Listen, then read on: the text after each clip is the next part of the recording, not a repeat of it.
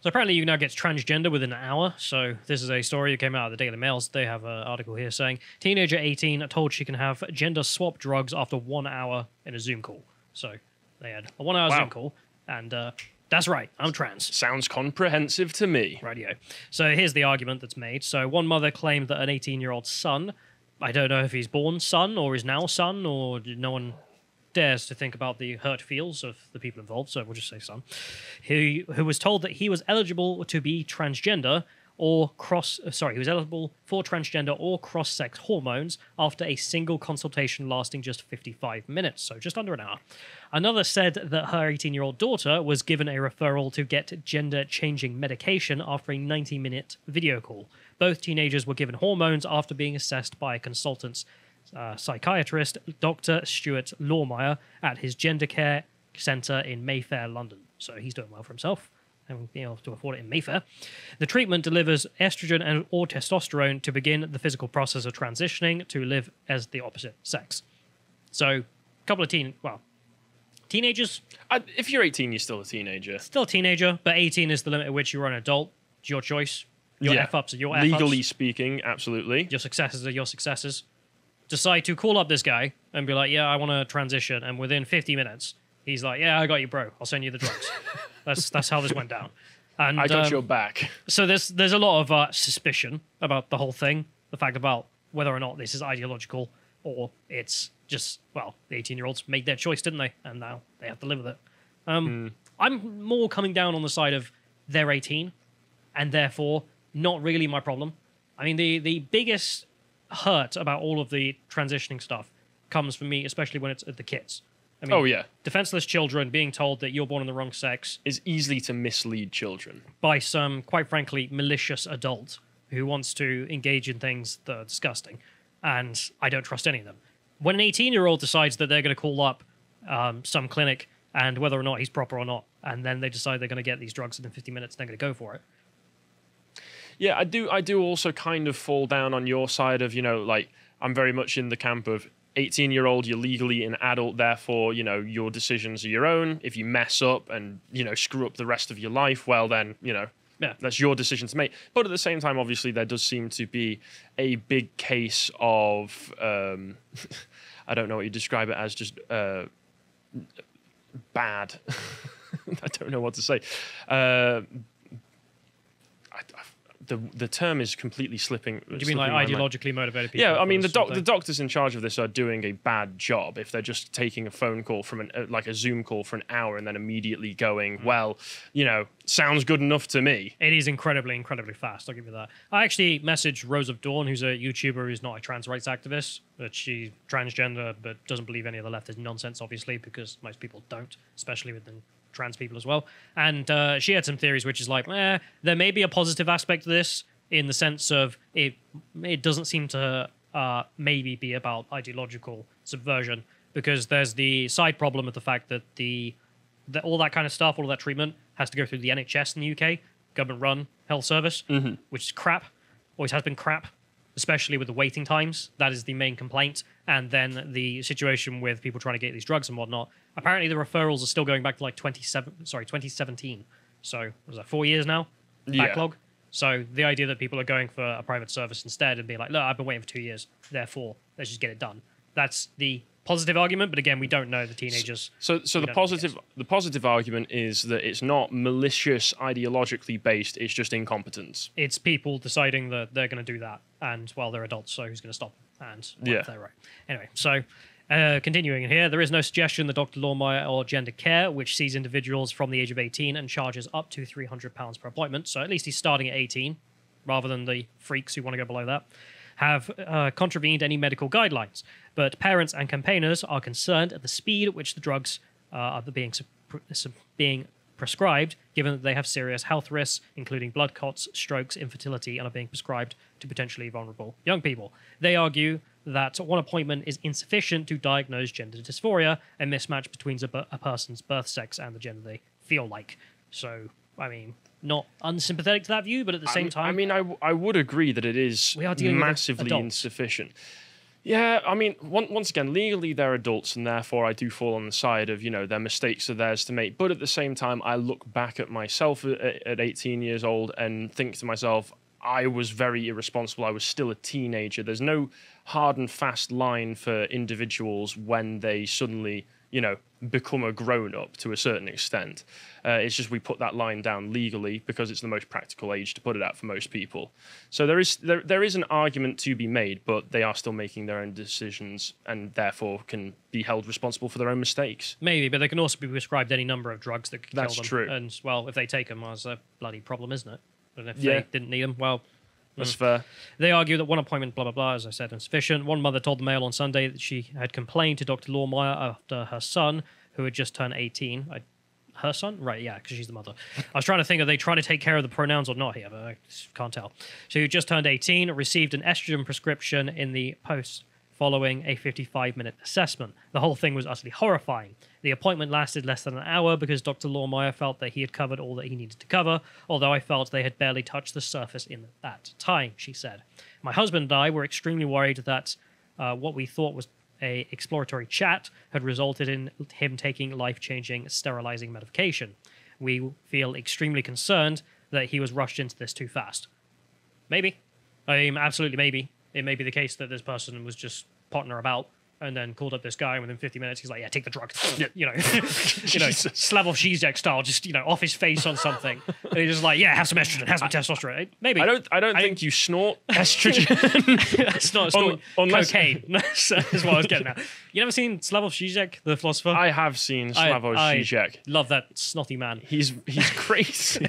He's a mentalist. Yeah, but it's funny. That's what true. life's about. So anyway, it may be that case, but at the same time, I keep coming back in my head, and maybe I'm wrong. It's just the whole 18 thing here, where I'm just like, I mean, if you give him a knife, I mean, he's also 18. He's allowed to own a knife. Yeah. He's allowed the fire's hot somehow. There are arguments to be made either way. I do fall more on the you're an adult now, make your own decisions. Yeah. For a kid, get the hell out, you pedo. If you're an adult, their problem. So, with waiting times for the first appointment for the NHS gender clinic now reported to be about 18 months. So, apparently that's wrong. Apparently it's even longer than that, according to Rose of Dawn. Increasing numbers of young people are turning to private clinics for care. Many have spoken enthusiastically for their experiences at gender care. And then they give a quote of a bunch of people on Tumblr. Because of course they do.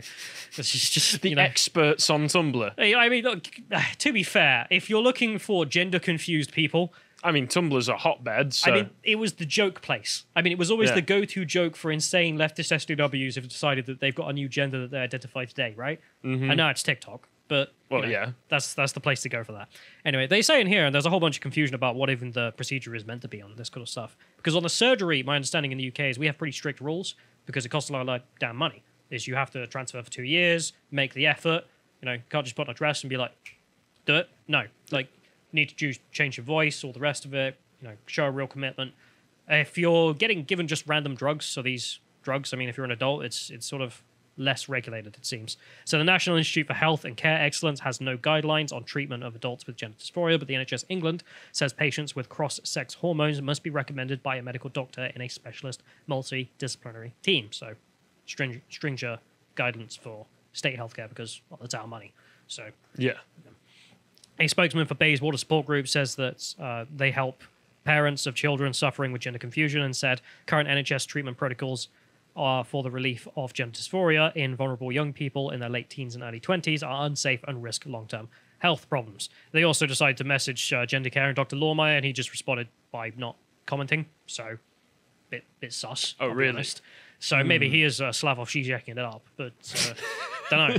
But anyway, that's the transitioning within 1 hour thing, which I don't know what people think, but I'm very much. My gut tells me that just they're 18, they've got to learn the fire's hot someday. And, I suppose so, but tying into all of that, I mean, going away from the... But if they're not 18... Yeah, going away from the grey area of if you are legally now an adult and you're on that cusp and you are 18 years old, children in an Edinburgh primary school are being asked to wear skirts to class to promote equality. So this is where, for me, sort of some of the grey area enters for when they get to 18, because kids nowadays are being sort of indoctrinated into this from an early age, so it could I mean, is this to do with kilts or No, it's actual skirts. It's not kilt. they want them to wear the girly skirts? Yes, and look at that picture. Those are not kilts that these children are wearing. To be honest, I think that image actually comes from a protest. I mean, this does seem to potentially come from a type of protest to a certain extent. So if you move along, you can see why exactly that they're doing this. So UK primary school in Edinburgh has sparked a backlash after asking girls and boys to come in wearing skirts today in order to promote equality. Castleview Primary School in Edinburgh has taken on an initiative to disband gender stereotypes and give pupils freedom to express themselves. The idea rose to prominence in Spain last year after a boy was expelled for wearing a skirt. November 4th has since been dubbed Wear a Skirt to School Day in some Spanish institutions. I mean, yeah, like, if a boy came in wearing a skirt, that's pretty harsh to expel him. I mean, we don't have any context for anything else that he may or may not Could have been done. Scottish, you never know. Maybe. But I don't think that necessitates everybody else wearing a skirt in solidarity, especially when it seems to all actively be playing into initiatives to disband gender stereotypes as well. Again, it always is the question of where it's coming from. So, I mean, in the protest situation, I think it was because they banned shorts or something, and they wanted boys to all wear trousers. And the boys were like, no, I want to wear bloody shorts. It's summer. So they all came in skirts to make the point of, F you, this isn't right. Well, this seems different to that. This is the equality lobby jumping in. So the move has been criticised by some parents, and many have urged teachers to take a step back. So one mother tweeted, "My son is 5 and just got this from the school. Let the kids be kids." Nicola tweeted, "If a boy wants to wear a skirt to school, he should be allowed. But why put pressure on people to ask their son to wear a skirt or be seen as some sort of bigot?" I kind of disagree to a certain extent with the "if a boy wants to wear a skirt to school, he should be allowed" point, just because of the fact I feel that you do need to set boundaries when people are young so as not to confuse them when they're getting older. So I don't necessarily think that you should. I think you should be enforcing certain uniform regulations when you are in school, when you're a child. Take. I know we should have a uniform policy. I know, right? We should have a uniform policy for boys and girls. What a surprise there. Although kilts, I think, acceptable. I mean that is part of the Scottish culture. Should be embarrassed for doing it. Well, fair, but Al Thornton tweeted, "You're a primary school, let them be children and stop forcing this toxic agenda on them. It's not designed to bring people together, it's designed to create division." Absolutely it is. I would agree with that point. People have also just said stuff like, what the hell is going on in Scotland? Good question. Meanwhile... Asked every day. Yep. Meanwhile, some others were on board with the idea. Another parent tweeted, Ethan showing his support for hashtag La Ropa, Spanish, at school today. So proud. Okay. Are you proud? Teachers... I know, exactly. Teachers were also encouraged to get involved and wear a skirt. Now, this may have changed, obviously it has, but when I was in school, if one of the male teachers came in wearing just a big flowery feminine skirt, that would be a point to worry about. Yeah. I mean, this is going off on a little bit of a tangent here, but it kind of reminds me a little bit of when I was in high school. There was a teacher who I wasn't very familiar with, but he kind of disappeared after a year or two, and nobody knew where he went until a few years later when he showed up on one of those My Strange fetish shows, and he was a baby fetishist. Right. Yes, very strange. Obviously, it's not a one-to-one comparison I'm making here, but it does remind me a little. I think maybe he would have come in wearing a skirt one day. Okay. Yeah. I love the idea. You just see a guy ever wearing a skirt, you're like, perv. I mean, a little bit sometimes. But yeah, moving on. People are maybe aware as well that recently, back in August, it was announced that through the guidelines, Scottish 4-year-olds can now change gender at schools without the parents' consent. So this kind of ties into it as well. The Scottish government has issued... This comes back to the point, though. This is the equality. Yeah, this is where the intentions are originating from. So they issued new Lgbt inclusivity guidelines advising schools to allow children, including those as young as 4, to change their name and gender identity without their parents' consent, claiming that it's possible to come out as transgender at any age. Now, I've looked into the guidelines themselves. If you move along again, Michael. So I found the guidelines. And so one of the statements in here is that transgender people may come out at any age and to varying degrees. So what's been reported is what they say. Some people want to live fully as themselves in all aspects of life. Others may want to come out to just a few trusted people. So, I mean, if you're talking about people coming out as some kind of gender or sexual identity, there is truth in that. But think not placing We're talking limitations. about kids? Yeah, not placing limitations on how young you're talking about. How young did this go? I can't quite remember. What was it 4 years old? 4 years old, because I think that's when kids start school in Scotland. Therefore, and there is no there are transgender 4-year-olds, says the Scottish schooling system. Yeah. And also, we should start inviting all the kids to start wearing skirts. pretty much. It all comes across a little bit. I mean, I'm reminded of that meme, don't maybe tap the sign. And it's just like they just want to diddle kids. It's simple.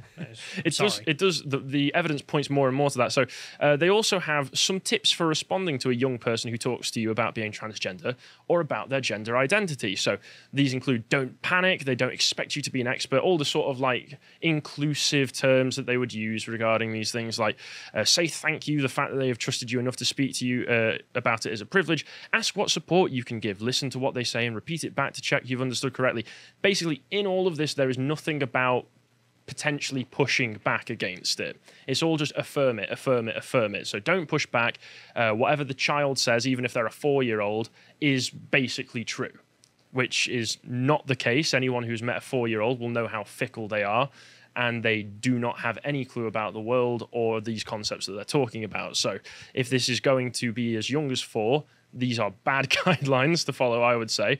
And then on the next one that I found further on, if you skip along, it mentions the curriculum that the Scottish schools are aiming for. And it says here, Scotland's curriculum for excellence is based on a set of core values, including that the curriculum must be inclusive, must be a stimulus for personal achievement, and must, through a broadening of experience, be an encouragement towards informed and responsible citizenship. There's not much about providing quality education there. It's about turn you into the sorts of citizens that we want and be inclusive. So it's all just New Soviet man stuff. Yeah, exactly. So yeah, that's just a look into what's going on in Scotland, which is, as always, just why. Don't make me hit the sign. Yeah. Thanks for watching this clip from the podcast of the Lotus Eaters. We broadcast live on lotuseaters.com at 1 PM UK time every weekday. And we also have loads more content that we don't put on YouTube, such as the memes and video comments from our community. Every week we also have new episodes of our regular series, Contemplations and Epochs. In Contemplations, Josh explores interesting and diverse topics, such as the science behind the need for fathers in the home, or why people believe in ghosts and the paranormal.